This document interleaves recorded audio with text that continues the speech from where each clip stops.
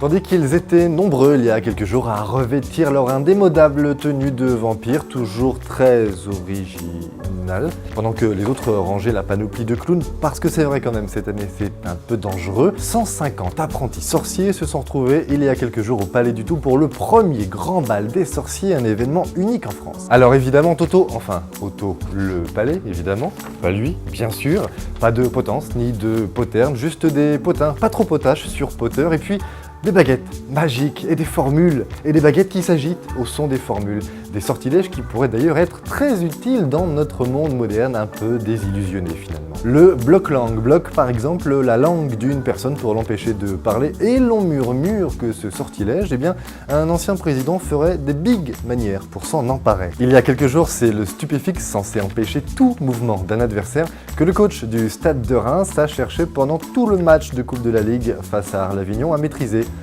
Mais malheureusement en vain. En même temps, le foot, ça se joue à 11.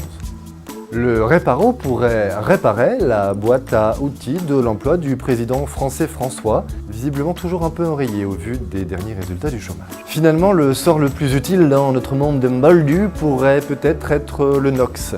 Il éteint les baguettes, évitant ainsi toutes leurs folles dérives. Emmerich, c'est un crayon de mine, ça. Hein? Vraiment? Ah ouais, tant pis.